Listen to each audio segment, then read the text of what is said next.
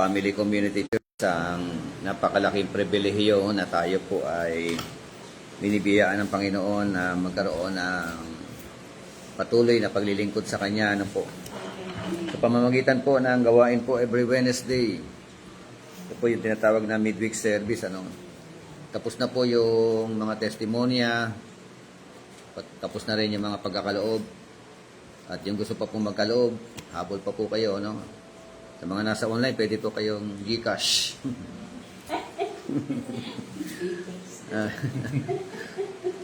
Okay, so ang atin pong pagbubulay-bulayan, hahanguin ko po sa aklat po ng Lucas, chapter 21, verse 25 hanggang verse 28. Sige po, kung sino nakakita, pwede po ninyong basahin. Tagalog. Chapter 21, verse 25 to 28. Yan po yung atin pong pagbubulay-bulayan. Magkakaroon ng mga palatandaan sa araw, sa buwan, at sa mga bituin sa lupa. Ang mga bansa ay masisindak at malilito dahil sa ugong at mga daluyong. Ang mga tao ay hihimatayin sa takot dahil sa pag-iisip sa mga kapahamakan darating sa sanlibutan, sapagkat mayayanig ang mga kapangyarihan sa langit. Hanggang ilang po, Bisa? Hanggang 28. Sa panahong iyon, makikita nila ang anak ng taong dumarating na nasa alapaap at may kapangyarihan at nakilang karangalan. 28. Kapag nagsimula nang mangyari ang mga ito, magala kayo sapagkat malapit na ang inyong katubusan. Okay. Sabi ng verse 28 yon. Sabi ng verse 28, but when these things begin to take place, straighten up and lift up your heads, because your redemption is drawing near. Amen. Verse 25, there will be signs in sun and moon and stars. On the earth, dismay among nations and perplexity at the roaring of the sea and the waves, men fainting from fear. Sa Tagalog in verse 26, ano mararanasan ng mga tao? Ang mga tao ay manlulupaypay dahil sa tao. Manlulupaypay dahil sa matinding takot. Diba? Oh. And the expectations of the things which are coming upon the world, for the powers of heaven will be shaken. Ito po yung mga mangyayari, no? Then they will see the Son of Man coming in a cloud with power and glory. Ayun na po, pumasok na yung verse 28. Diyan ko hinango yung ating pag-uusapan. Ito yung panahon na tayo po ay dapat pong tumingala. Panahon na tayo po ay nararapat na humingi ng awa, ng habag sa atin pong Panginoon Diyos. Yan po yung dapat natin sinasamantala. Sa talatang 28 ng Tagalog version, datapwat kung magpasimulang mangyari ang mga bagay na ito, magsitingin kayo at itaas ninyo ang inyong mga ulo. Sapagkat malapit na ang alin? Pagtutubos o katubusan. So yun po yung kanina may balita na naman. Ano yung balita? Ngayon lang 6 Ayun, yung na naman. sabi bomb threat. Lindol na naman. Pero kunyari lang bomb threat yun kasi ang natatakutan talaga yung lindol. Nakikinig ako ay nanonood akong balita. 6 p.m. Lumindol na naman ang Davao. Kaya nga, talagang Tapos kailangan sa natin Mexico talagang yan ngayon. Tapos dito Caloocan may bomb threat. Kaya inano lahat. kunyari lang yung bomb threat. Ano talaga yung lindol lang yung natatakutan doon. Kasi pagka lumindol, na nandiyan dyan sa eskwelahan ng mga bata. Naku. Mahirap, no? Yung 8.0 sa ibang bansa. 8.0. Mexico so, ba yun? Mexico? tapos meron pang talagang latest, yung bagong balita. Yung nangyari na naman sa Cavite. Duga sila maigi. Di ba? Ano nangyari sa Cavite? Yung pong 700 bahay ay nasunog. Na hindi na nila pwedeng balikan.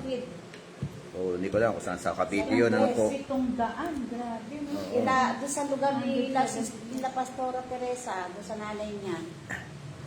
So, Nasunog din yung buong ano doon. Ay, opo, pinakita niya nga po. talagang wala silang nasalba talaga. Buhay lang kung isinalba ang buhay. At meron siyempre, natin lang kung ilan ang namatay doon, ano po. Kaya napaka critical yung buhay, yung panahon. Talagang napakahalaga po na tayo po ay maging mainit sa pananampalataya. Amen. Maging mainit sa atin po mga paglilingkod sa Panginoon. Bawal na po ngayon yung nanlalamig, no? Yes. Bawal po yung mga paano lang yung pakending-kending lang yung pananampalataya. Di ba? Kailangan ngayon talagang kapit na ng lubos-lubos sa atin po Panginoon Diyos. Dito nga sabi, kasi sabi ng mga end timer, bago dumating ang Panginoon Jesucristo, ito po yung mga po pwede maganap. At merong isang propeta, hindi ko alam yung propeta na ito, na negro, dami niya mga prophecy. So, talagang ang Pilipinas ay nakaamba sa tinatawag na kaparusahan. So, huwag naman sana na yun nga baka 2026 hindi natin alam Pati yung may prophecy rin siya patungkol sa liderato ng ating presidente, kay BP Sara, So, yung kung meron pa siyang binanggit about yung Pilipinas kaya galit na galit ang Diyos dahil nga po sa mga idolatrous. So, yan po yung mga kalalagayan. Kaya dito po, sabi nga, ang hirap ito pag verse 25, there will be signs in sun and moon and stars, and on the earth, dismay among nations, in perplexity. At pagkatapos noon, and the roaring of the sea and the waves, di ba? Kaya yung after ng lindol, ang susunod na kinatatakutan yung tsunami, yung mga Kaya pinag-iingat lalo yung nakakalapit ng mga dagat. Lalamunin ka talaga ng nilamon ka ng dagat talagang wala kang magagawa diyan. Pag nagalit ang dagat, yung mga matataas na alon, ay nako, grabe. At yung verse 26, pagka naman nangyari mga bagay na ito, ano sabi roon? Men fainting from fear. Hihimatayin sa takot.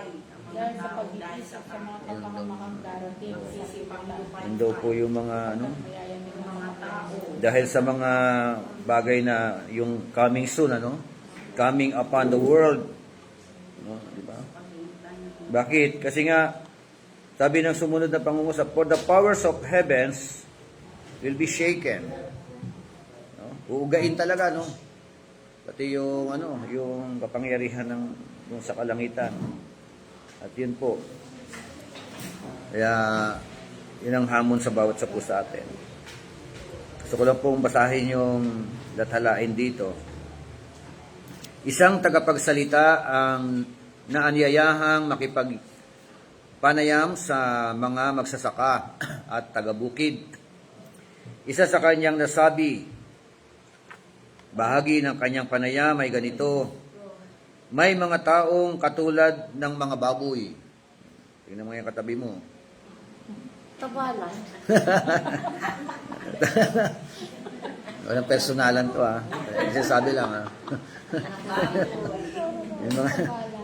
yung mga tao na katulad ng baboy. Kaya ipagpatawad po ninyo ang aking nasabi. Humihina ka agad na paumanhin, Subalit, tulad ng baboy, na hindi nagtataas ng tingin hanggang hindi ito inihihiga. Ganun pala yung baboy, Lagi na kayo. Lagi nakayuko. Di ba? Lagi nakayuk-yuk, ano. Tiyataas lang daw ang tingin ng baboy kapag inihiga mo, yung tihaya. Ano siya, oh. Di ba? eh, marami ba mga Kristiyano na lagi nakayuk-yuk?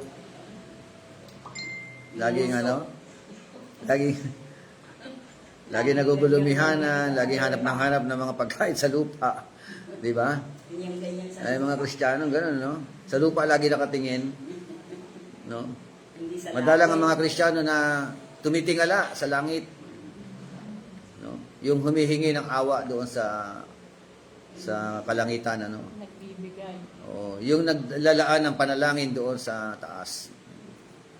Napakadalang na yata ng mga Kristiyano ng ganyan. Eh siyempre kung ang Kristiyano madalang, mas lalo na doon sa mga baboy talaga. Di ba? Sa mga hindi nakakilala kay Lord, ano? Baboy ang ugali. Oh. So, ayan po yung mga Ang naiibang gawing ito ng mga baboy ay hindi napupuna. Kahit pa nga ni Yaong ang ikinabubuhay ay ang pag-aalaga ng mga baboy. No, hindi rin nila napupuna pala yun, ano. Hindi man lang nila natatandaang lahat ang sinabi ng panauhin habang sila ay papauwi. So, yun po yung kanyang sermon, no? Siguro ang title, The Pig. Ang baboy. So, pero yung kanilang guest speaker, nagme-message about the pig. No? Pero wala pa rin sila natandaan. Ganun ba natin mga Kristiyano ang ganyan? No? Merong sermon na napakinggan ng linggo. Tapos uuwi ng bahay, tanungin mo yung sermon, tanungin mo yung aral. Ewan po, hindi ko alam. Wala ko natandaan. Di ba? Dahil siyempre, pag wala ka natandaan, ano, ipapamuhay mo. Wala ka natandaan eh. Hahawakan mo. Di ba? Kaya napakahalaga nung nagsusulat din, no? So, hindi man nila natandaang lahat ang sinabi ng panauhin habang sila ay papauwi, ay napag-usapan ito. Kaya pag-uwi, yun ang unang sinubok. Yan, napag-usapan pala, no? Pag-uwi daw ng mga nakapakinig, so sinubok muna, yun ang ginawa nila, kumuha ng baboy. No? At totoo nga naman, hindi tumitingala ang mga baboy. No? Mapapatingala mo lamang ang mga baboy kung inihihiga mo ito. Para gumawing paitaas ang tingin. Alam ba ninyo ito? Bago yaong may alagang baboy ay nais na itong subukin. Subalit mahalaga ang tinuruan ng tagapagsalita kaugnay ng paghahambing na iyon. Paghahambing. No? Kasi yung baboy, pagka ginano mo, parang gusto niyang tumayo, no? Yung ulo niya yung kanyang tinataas. Kasi nakatihaya siya. So, gumagano yung ulo niya. So, sapagkat ang lalaking ito'y makadiyos, sabi niya, may mga taong lubhang abala sa paghuhukay ng lupa at paghahanap ng mga bagay na material.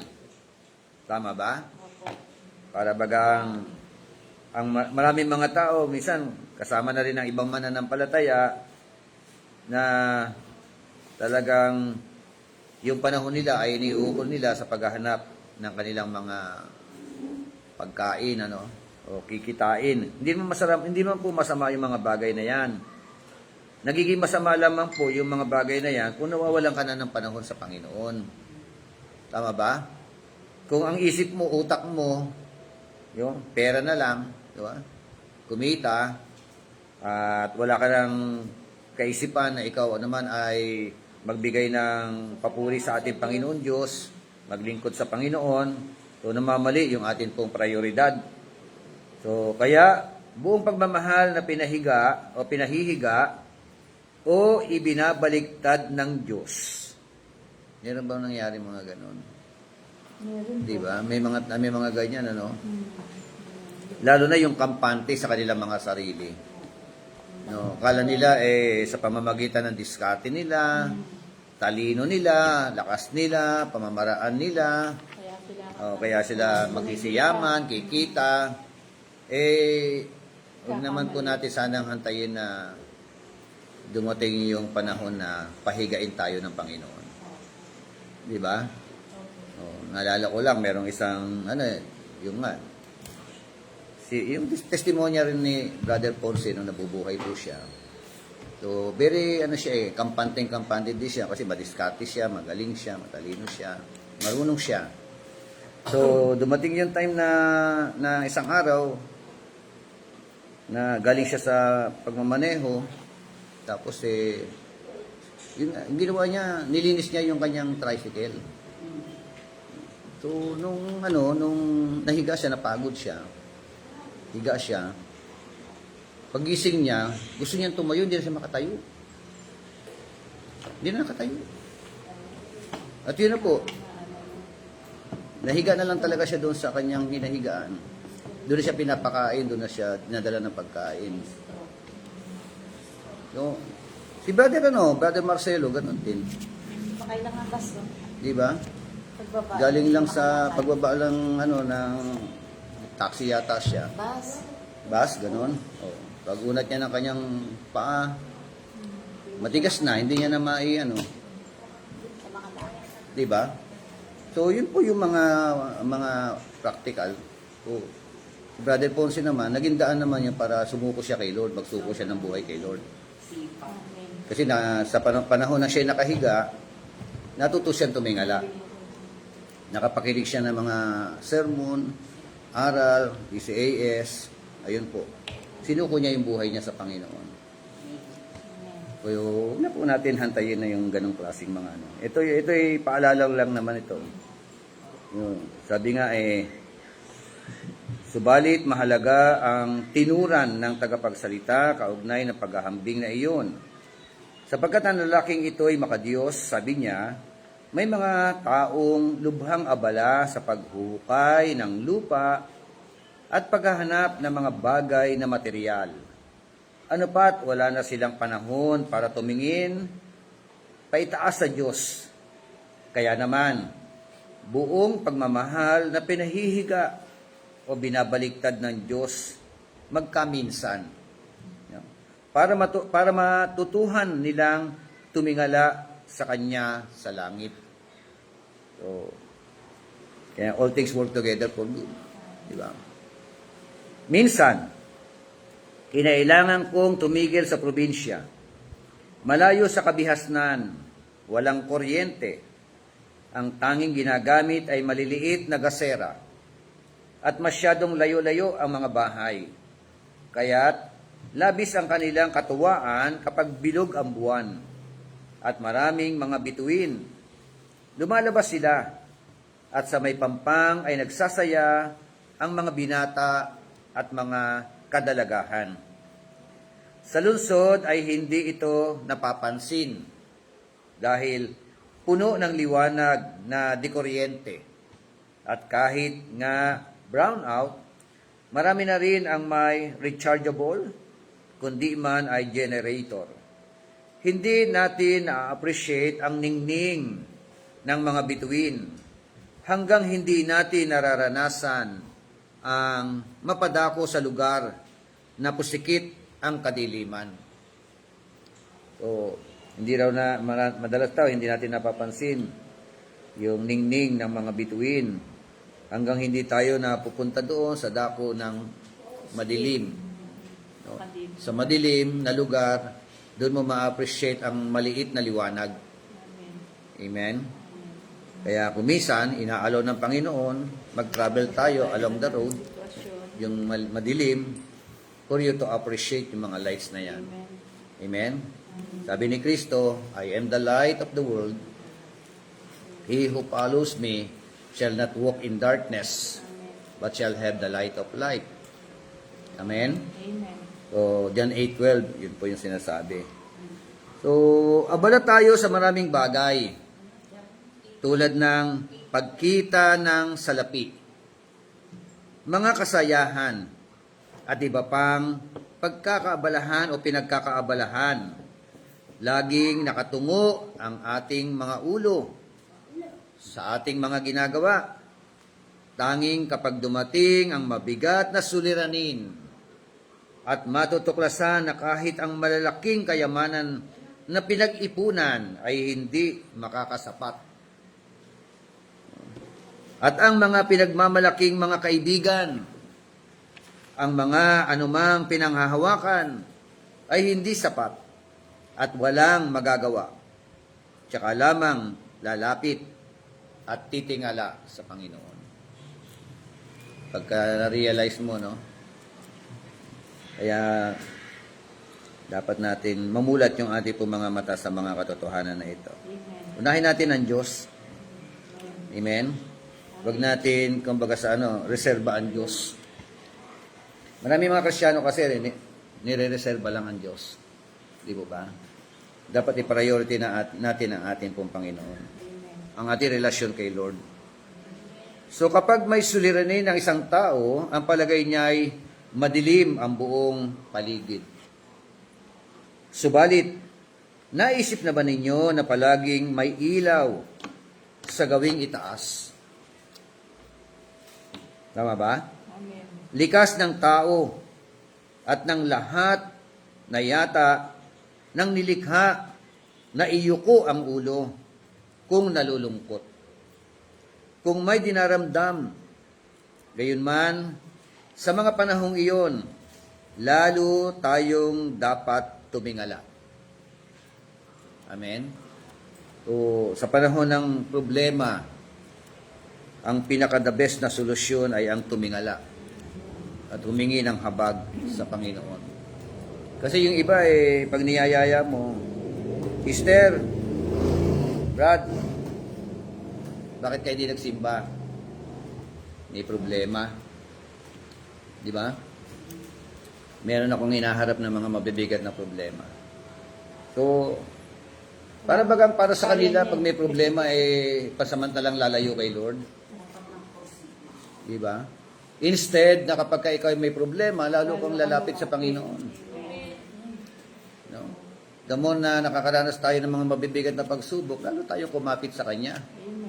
Kasi siya po ang natatanging solusyon sa lahat ng uri ng problema ng sangkatauhan. Amen? Amen. O,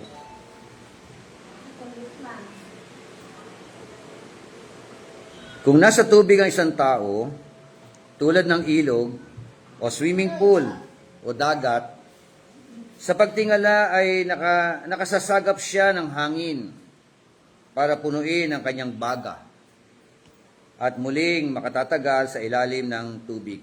Ganun. Pag nasa tubig ka pala, no? Kaya, kailangan talagang tumingala upang makalanghap ng hangin. Amen? Upang ikaw ay makapagpatuloy. Kung inihihiga tayo dahil sa isang karamdaman, palagay ko'y dahil alam ng Panginoon na higit na madaling tumingala at tumingin sa itaas kung tayo'y nakahiga. Amen. Sa posisyong iyon ay agad na tayo ay palaging nakatingin paitaas. At isang bagay, gaano man kadilim ang buong paligid, sa gawing itaas ay may liwanag. At ito ay magandang katotohanan. Kung walang daang papalabas sa gawing kanan o sa gawing kaliwa man o sa unahan o sa likuran, ang lagusan ay sa gawing itaas. Minsan may mga ganyan senaryo sa buhay. Pagka tumingin ka sa kaliwa, problema. Kanan, problema. Pag sumulong, problema. Pag tumingin ka sa likod, problema pa rin. Kaya dapat sa taas. Di ba? Kung wala ka ng susulungan, no?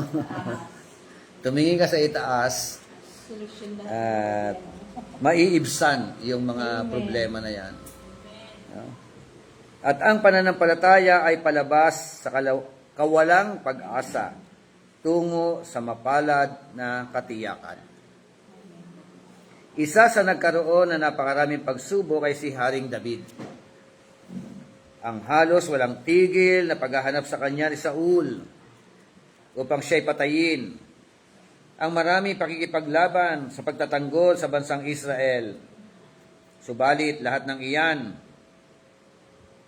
ang pagtinging paitaas ang laging nagbibigay sa kanya ng pagtatagumpay sa kanyang awit na nakatala sa awit 121, talatang 1 hanggang talatang 12, ay kanyang sinabi, sa gawi ng bundok, tumitingin ako. Saan manggagaling ang aking saklolo? Ang hangad kong tulong sa Diyos magmumula, sa Diyos na lumikha ng langit at ng lupa. Amen? O sige, basahin po ninyo. Awit 121, verse 1 and 2.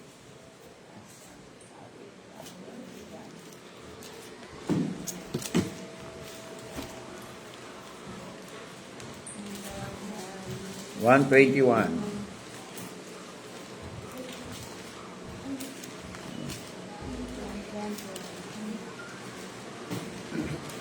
Verse 1. Ako na?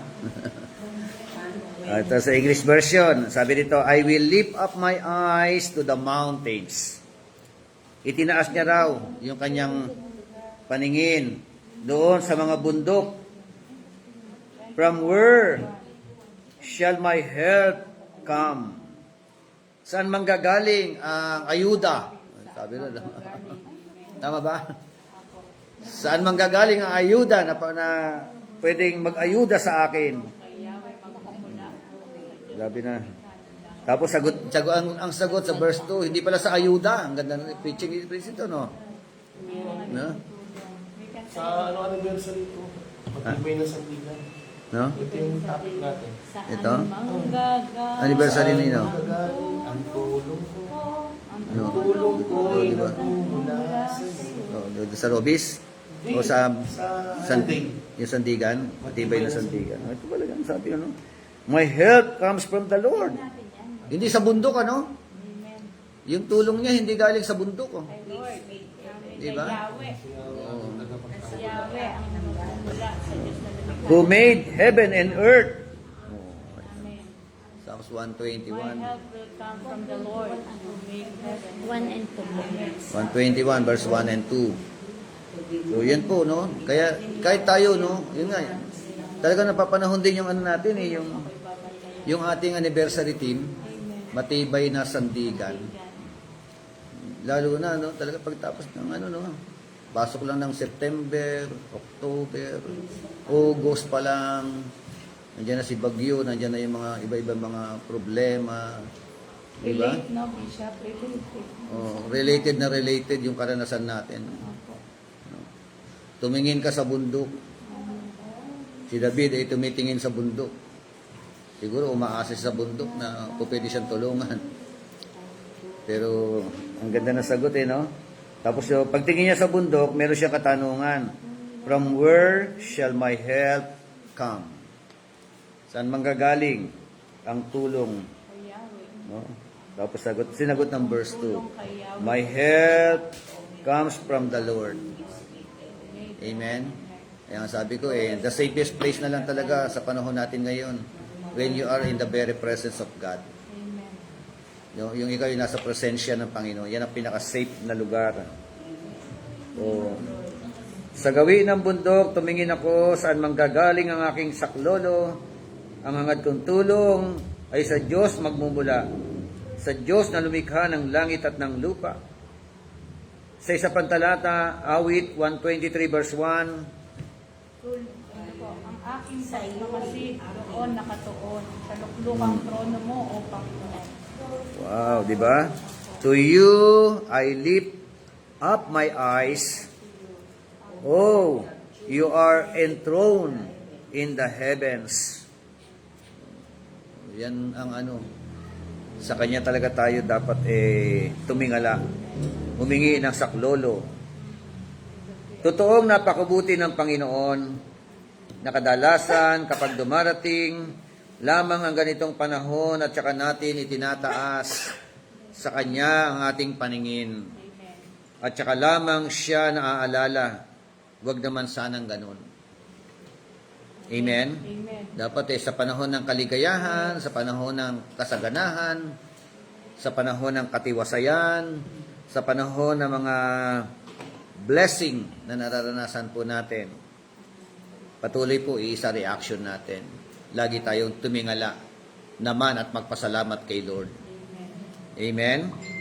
So, kapag dumaing at tumawag tayo sa Kanya, nililimot niya ang ating kawalang pagtingin sa Kanya.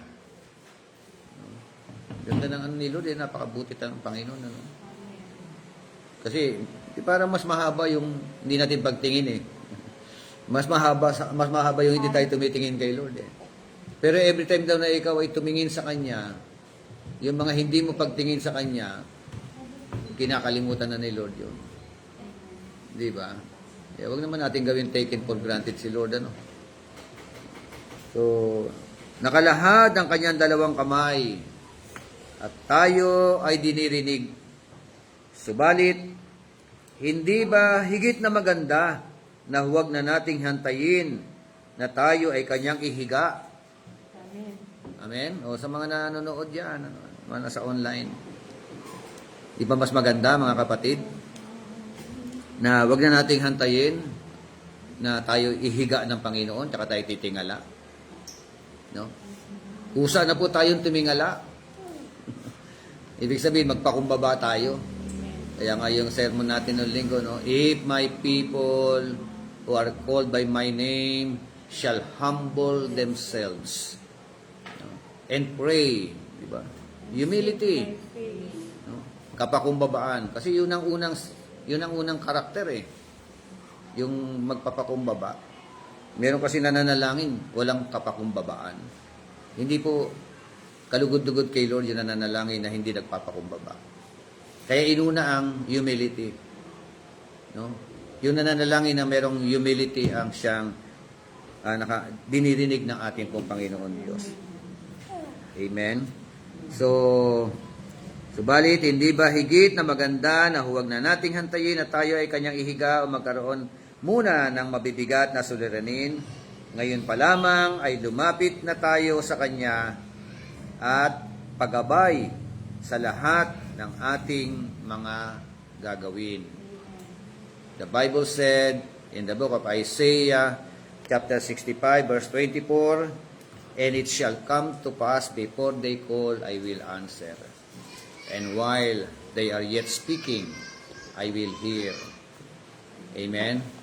So, masaya ang Panginoon kapag ang kanyang mga anak ay tumitingala sa Kanya. Natutuwa ang Diyos kapag ang kanyang mga anak ay naglalaan ng mga pananalangin. No? Amen. So, yun po yung dapat po natin gawin. Pasayahin natin ang Diyos. Huwag natin i-taken for granted ang Diyos.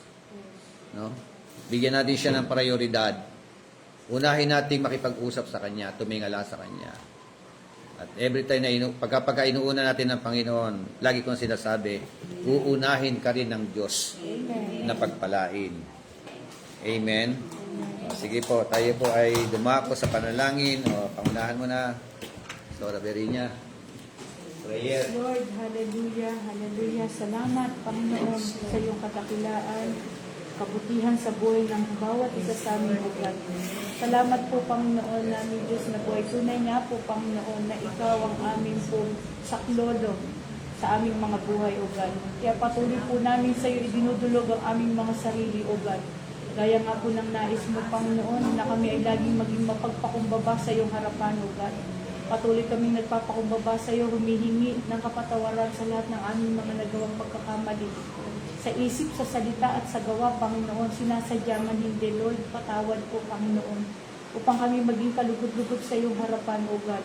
Patuloy po namin itinataas sa iyo ang bawat isa, lalong-lalo na po ang iyong lingkod, Panginoon, ang aming Bishop Jesus Roque, maging ang kanyang may bahay, Panginoon, ang aming Pastora Noemi, 10 ng kanyang mga mahal sa buhay, Lord God, amin pong inilalagak sa makapangyarihang pangalan mo. Salamat po sa kanilang mga buhay, O God, na ginagamit mo sila para sa aming lahat, O God. Patuloy din po kami, Panginoong Jesucristo, nagpapasalamat sa iyong kabutihan at kadakilaan, Panginoon, sa kanilang sambayanan. Lalo mo po, Panginoon, palakasin ang kanilang mga pangangatawan, kagalingan na nagmumula sa iyo, Panginoon, ang siyang ipagkaloob mo sa iyong mga lingkod, O God, lalo-lalo na po kay Pastora Lord. Gayun din po kayo ang kanyang mga mahal sa buhay, ang mga anak niya, Apo, Panginoon. Ipinagkakatuwala po namin sa iyo, Panginoong Jesucristo.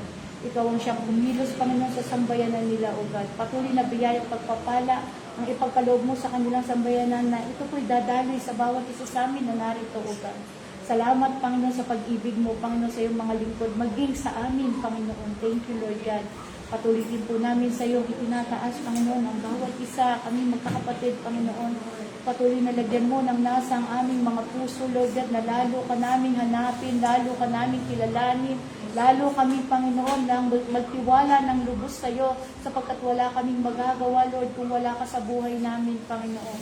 Na lalong magnasa, Panginoon, ang bawat isa, Panginoon, na magpakalalim, Panginoon, at patuloy na unawain, Panginoon, ang nais mong ipabatid sa bawat isa sa amin, O God, lalo na po sa gawaing paglilingkod. Salamat po, Panginoon, sa mga kapatid ko na narito, O God. Patuloy mo po, Panginoon, pagpalain ng bawat isa. Patuloy mo pong yung nasa po ng bawat isa, Lord. Alam mo, Panginoon, gaya nga po ng pinanghahawakan namin na banal na salita mo. Isa lang ang manampalataya, ang buong sambayanan ay maliligtas. Ang nais po ng bawat isa sa amin, Panginoon, kami po ay magsama-sama na magpuri at magpasalamat sa iyo. Sampu ng aming mga mahal sa buhay. Lalo na sa panahon, Panginoon, ngayon, Lord God, na kung saan batid namin lahat, nalalaman namin, Panginoon, ang mga nagaganap, Panginoon, sa mga bansa, Panginoon, maging sa bansa namin, O God, na kung saan nga po, Panginoon, yun nga pong prophecy, Panginoon, ng isang lingkod mo, Panginoon Jesus, ang habag at awa mo, Panginoon, ang ipagkaloob mo sa bansa namin, Lord God, Jesus Christ. Ingatan mo po ang sangkatauhan dito, Lord God, lalo na po ang iyong mga anak, ang iyong mga lingkod, Panginoon. Patuloy po namin hinihingi sa iyo ng habag at awa, Panginoon, ng aming bansa, Lord. Tulungan mo kami, Panginoon, na makalakad ayon sa iyong kalooban, Lord God. Lalo na po, Panginoon, ang mga gumagawa ng hindi nakalulugod sa iyong harapan. Mahabag ka po, Panginoon. Habagan mo, Panginoon, ang mga namiminuno sa aming bansa, O Lord God. Patuloy mo po sila, Panginoon, bigyan, Panginoon, ng mga pagkaunawa, Panginoon, sa kanilang mga ginagawa, O God. Ikaw ang aming Diyos na sumasaway, Panginoon, sa mga namiminuno sa amin. Sawayin mo sila, Panginoon. Bigyan mo sila, Panginoon, ng ultimatum para po makakilala sa iyo. Kilalanin ka, Panginoon, at magpakumbaba, Panginoon, sa pagkatunay nga po, Panginoon. Napakaraming madadamay, Panginoon, sa mga ginagawa po ng hindi tama, ng mga nanunungkulan sa amin, Lord God. Kaya patuloy kami nagsusumamo sa iyo, Panginoon. Kahabagan mo, Panginoon, ang mga namiminuno sa aming bansa. Maging kami, Panginoon, sa bansang ito, Panginoon, sa bansang Pilipinas, Lord. Ingatan mo rin po kami, Panginoon, ang mga mahal namin sa buhay, Lord God, sa mga sakuna, Panginoon, na nakaagba, Panginoon, Lord. Ang habag at awa mo, ang malabay na pakpak mo, Panginoon, ay siya sumakop sa bawat isa sa amin, O God. Ang biyaya ng pag-iingat mo, Panginoon, ang siya umaaming lahat, magkakapatid, Panginoon. Ikaw po, Panginoon, ay siyang kumilos, Panginoong Jesucristo, upang, Panginoon, matuto, Panginoon, ang mga tao, Panginoon, na binabaliwala, Panginoon. Binabaliwala yung mga nangyayari na to, Panginoon. Lord, alam mo lahat, Panginoon, kung sino, Panginoon, ang may accountability rito, Panginoon. Lord God, pinagkakatiwala po namin sa iyo ang lahat at inilalagak namin sa makapangyarihang pangalan mo, Panginoon. Ikaw ang siyang kumilos, Lord. Ikaw ang siyang patuloy na magpaunawa sa kanila, Panginoon. Banal na pagtatakot sa iyo, Panginoon, ang ipagkaloob mo sa sangkatauhan, Panginoon, sa bansang Pilipinas, O God. Gaya nga po, Panginoon, na sinabi po kanina ng iyong lingkod, Panginoon, na isa po, Panginoon, na kung bakit ka nagagalit ay ang pagsamba ng mga tao sa mga Diyos-Diyosan, Lord God. Alisin mo po, Panginoon, ang bawat Pilipino, ang bawat tao sa sangkatauhan sa bansang Pilipinas, Panginoon. Ang pagsamba sa Diyos-Diyosan, Lord God. Tulungan mo po, Panginoon, na makakita sila, Panginoon. Makita nila, Panginoon, ang yung mga dakilang gawa, mga kamanghamanghang gawa mo, Panginoon, sa buhay ng bawat isa, Lord God. Patuloy po namin sa iyong hinihingi ng habag at awa, Panginoon, ang sangkatauhan sa bansang Pilipinas, O God. Ibukas mo ang mga mata ng bawat Pilipino, Panginoon, na makita nila, Panginoon, ang iyong mga dakilang gawa, Panginoon. Ibukas mo ang kanilang mga matang nakakakita at tengang nakaririnig upang ikaw ay sambahin, Panginoon, sa Espiritu at katotohanan, O God. Ikaw ang aming Diyos na makapangyarihan sa lahat, O God. Na maunawaan nila, Panginoon, na hindi ka pwedeng itulad sa rebulto, Lord God. Kaya Lord, patuloy kaming na nagsusumamo sa iyo, humihingi ng habag at awa, Panginoon, sa aming bansa, Lord God, Jesus Christ. Bigyan mo po ng pagkakataon, Panginoon, na makakilala sa iyo, Panginoon, ang bawat tao, ang bawat sangkatauhan sa bansang ito, Lord God. At ang habag at awa mo, Panginoon, ay pagkaloob mo, Panginoon, sa aming pong mga sa sangkatauhan sa bansang ito, Lord God. Ipinagkakatiwala ko po sa iyo, Panginoon. At dalangin din po namin sa iyo, Lord God, ang aming pong gawain, Panginoon, sa araw ng linggo, Lord Jesus. Ipinagkakatiwala po namin sa iyo, Panginoon, ang bawat isa, Lord God, ang mga tatayo, ang mga gaganap, Panginoon, sa mga tungkulin, Panginoon, na samahan mo po, Banal na Espiritu Santo, ang bawat isa. Patuloy po na ikaw ang siyang kumilos, Lord God, lalo-lalo na, Panginoon, ang mga aatin, Panginoon, Lord, ihanda mo ang puso ng bawat isa, Panginoon, ano man ang mga hadlang, Panginoon, ikaw po, Panginoon, na siyang kumilos, Panginoon, na mawasak ang anumang hadlang, Panginoon, upang sila'y makarating dito, Panginoon, lalo-lalo na po mga narito, Panginoon, dahil nga po sa nais po nila, Panginoon, na makasama sa Dole. Hindi lamang po yun. Ibukas mo kanilang pagkaunawa, Panginoon, na mahalaga, mas lalo, Panginoon, na kayamanan, Panginoon, ang ikaw ay makilala nila ng lubusan, Panginoon. At tanggapin ka sa buhay ng bawat isa, Lord God. Kaya pinagkakatiwala po namin sa iyo, Panginoon, ang lahat ng aatin sa araw ng Sunday, Panginoon. Ikaw ang siyang kumilos, Panginoon, na ibukas mo ang kanilang mga mata na makilala kanila, Panginoon, na ikaw ang aming Diyos na siyang tutugon sa lahat ng mga suliranin at mga problema ng bawat isa, Lord God. Pinagkakatiwala po namin sa iyo, Panginoon, ang lahat ng aatin sa bahay-sambahan, Panginoon, sa bulwagang ito, Lord God. Ikaw ang siyang kumilos, ang makapangyarihang kamay mo, Panginoon.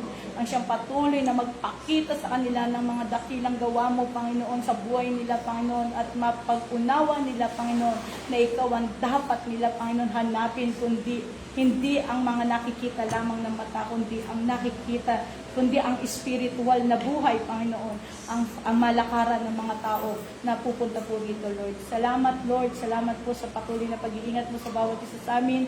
Gayun din po, Panginoon, ang Robis, Lord, I pray na ikaw rin pong mag-ingat, Panginoon, at patuloy na samahan mo ang aming lingkod doon, si Pastora Lorraine, Lord, sampu ng kanyang mga nasasakupan doon, Lord. Pinagkakatiwala po namin sa iyo. Papag-apuyin mo, papag-alabin mo ang bawat espiritu ng bawat isa sa amin, Panginoon. Lalo po kami, Panginoon, magnasa, makipag-intimacy sa iyo, Lord, at magpalawak, Panginoon, sa spiritual na buhay ng bawat isa sa amin, Panginoon. Pagpalain mo po kami, Panginoon. Puspusin mo kami, Panginoon, ang pananampalataya, pag-asa at pag-ibig, Lord God, na nagmumula sa iyo, God. Ngayon din po, Panginoon, tinatas din po namin sa iyo ang balumbato, Lord.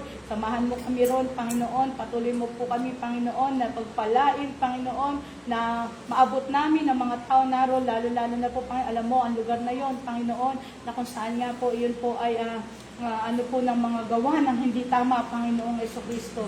At gaya nga po, Panginoon, sabi ko sa iyo, Lord, nung ako po ay nasa bundok, sabi ko kung paano mo ako pinalaya, Lord, gamitin mo rin po ako para lumaya, Panginoon, ng ibang mga tao, Panginoon, na kagaya ko na inalipin, kagaya ko, Panginoon, na inano ng kaaway, Panginoon, binihag ng kaaway, Lord. Gamitin mo po ang iyong lingkod, Panginoon, para maabot po, Panginoon, ang mga tao, Panginoon, doon sa lugar na yun, Lord. Yan. Pinagkakatiwala ko po sa lahat, maging magkaroon po, Panginoon, ng panuntunan doon sa pamamaraan mo, at sa pagtuturo mo po, Panginoon, sa bawat isa sa amin, O God. Thank you, Lord, sa iyong lingkod na ginagamit mo para sa amin. Maraming salamat po, Lord. Ipinagkakatiwala ko po sa iyo ang lahat at inilalaga ko sa mga pangyariang pangalan mo, sa pangalan ni Jesus. In Jesus' name we pray. Amen. Amen. Amen. God bless po sa mga nasa online dyan. Thank you for joining us. Ayan. God bless. Good night po.